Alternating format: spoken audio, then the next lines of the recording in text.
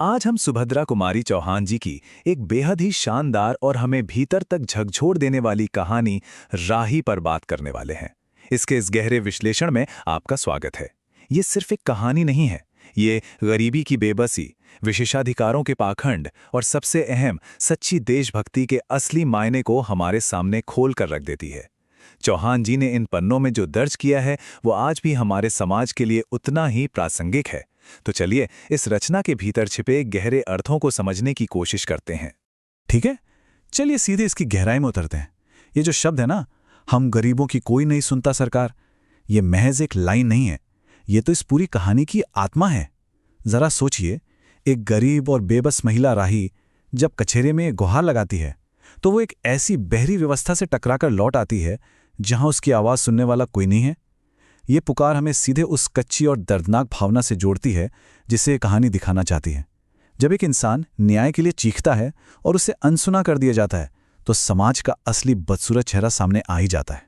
भाग 1, दो दुनियाओं का टकराव। अब हम कहानी के उस हिस्से में आते हैं जहां दो बिल्कुल अलग अलग दुनियाएं एक ही जगह पर आकर टकराती हैं।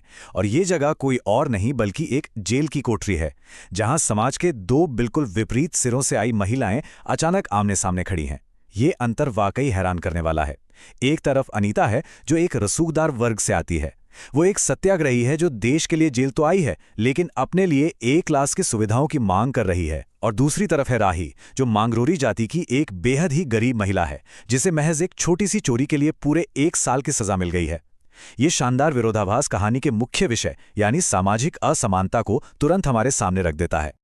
अब यहां जो सबसे चौंकाने वाली बात सामने आती है वो ये है कि राही ने आखिर चुराया क्या था? सिर्फ 5 से 6 सेर अनाज, बस। आप कल्पना कर सकते हैं, एक माँ जिसके बच्चे भूख से तड़प रहे हों, वो केवल 5 या 6 सेर अनाज चुराती है और इस मामूली सी बात के लिए उसे पूरे 1 साल के लिए सलाखों के पीछे फेंक दिया जाता है। ये छोटा सा आंकड़ा उस क्रूर न्याय व्यवस्था की पूरी पोल खोलकर रख देता है जो गरीबों के लिए कितनी बेरहम हो सकती है। भाग 2, निराशा की संरचना। अब ये हमें कहानी के सबसे दर्दनाक हिस्से की ओर ले जाता है। राही ने जो किया वो उसकी कोई नैतिक कमी नहीं थी, ये एक पूरी तरह से सड़ चुकी व्यवस्था का नतीजा था। चलिए उसके उस दुखद अतीत की गहराई में चलते हैं जिसने उसे चोरी करने पर मजबूर किया। चूंकि वो मांगरोली जाति से है, उसे ना तो कोई मजदूरी देता है और ना ही कोई भीख। जरा सोचिए, जब बच्चे भूख से बिलख रहे हों तो एक माँ क्या करे? इतना ही नहीं, उसके पति को पुलिस ने एक आपसी झगड़े का बदला लेने के लिए बिना किसी कसूर के धारा 109 के तहत फंसा दिया, जिसकी बाद में जेल के अस्पताल में ही तड़प तड़प कर मौत हो गई। और जब उसने मजिस्ट्रेट के सामने अपनी ये सारी बेबसी रखनी चाहिए तो किसी ने उसका एक शब्द नहीं सुना। इस भयानक गरीबी और व्यवस्थागत अन्याय ने राही के पास कोई दूसरा रास्ता ही नहीं छोड़ा था। और ये हिस्सा बहुत ही शानदार ढंग से दर्शाता है कि सुभद्रा कुमारी चौहान जी की कलम में कितनी ताकत है। यहाँ राही अपने पति की अन्यायपूर्ण मौत का वर्णन कर रही हैं।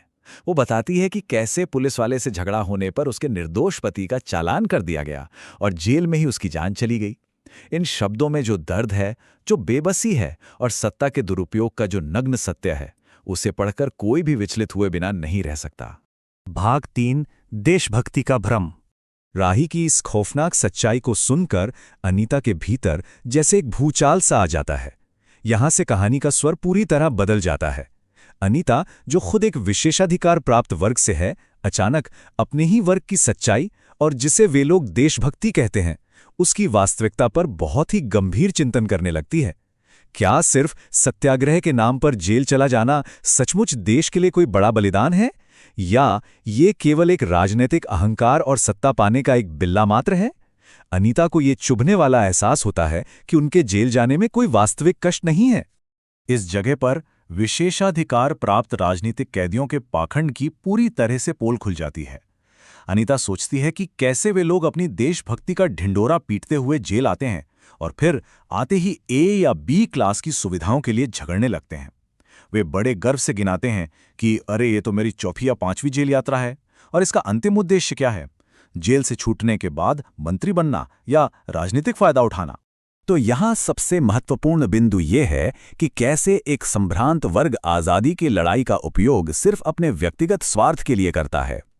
वो लोग जो शायद कल तक इस आंदोलन का मजाक उड़ाते थे, सत्ता हाथ में आते देख अचानक खद्दर पहनने लगते हैं और खुद को पक्का देशभक्त बताने लगते हैं। जबकि बाहर राही जैसे लाखों लोग भूख से तड़प रहे हैं, इन तथाकथित देशभक्तों का पूरा ध्यान सिर्फ और सिर्फ अपनी राजनीतिक रोटियां सेकने पर होता है ना ये कड़वी सच्चाई।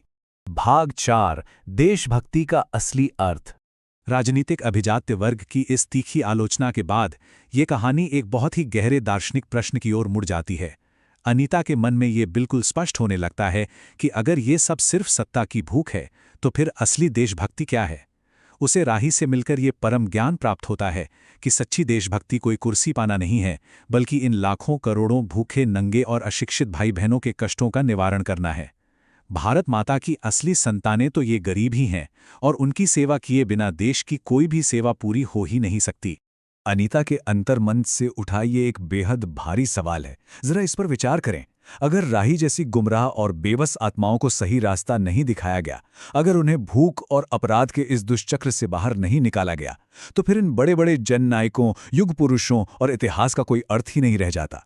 जीवन का कोई तो लक्ष्य होना चाहिए, और वो लक्ष्य इंसानियत की सेवा से बड़ा बिल्कुल नहीं हो सकता।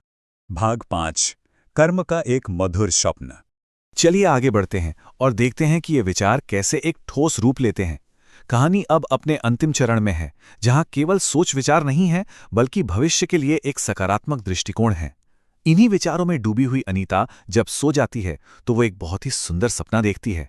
वो देखती है कि जेल से छूटकर वो सीधे उन मांगूरी लोगों के गांव पहुंच गई है और उसने वहां एक आश्रम खोल लिया है। ये सिर्फ एक सपना नहीं है, बल्कि एक पूरी रूपरेखा है कि कैसे इस सिस्टम की गरीबी को जड़ से खत्म किया जा सकता है। ये नज़ारा समाज को बदलने की एक बहुत ही खूबसूरत और उत्साहजनक तस्वीर पेश करता है। अनीता के सपने में अब कोई भूखा नहीं है, बच्चे पढ़ रहे हैं, महिलाएं शांति से सूत काट रही हैं और पुरुष चोरी करने के बजाय मेहनत से कपड़ा बुन रहे हैं। शाम को उन्हें अच्छी बातें सिखाई जा रही हैं, और सबसे मार्मिक बात, अनीता ने राही के अनाथ बच्चों को खुद अपने साथ रख लिया है। ये दिखाता है कि सिर्फ सजा या जेल से कुछ नहीं होगा, बल्कि शिक्षा और रोजगार ही अपराध को खत्म करने का असली और एकमात्र उपाय है। लेकिन ये प्यारा सा सपना अचानक टूट जाता है। सुबह जेलर आकर अनीता को जगाती है और बताती है कि उसके पिता बहुत बीमार हैं और उससे बिना किसी शर्त के तुरंत रिहा किया जा रहा है।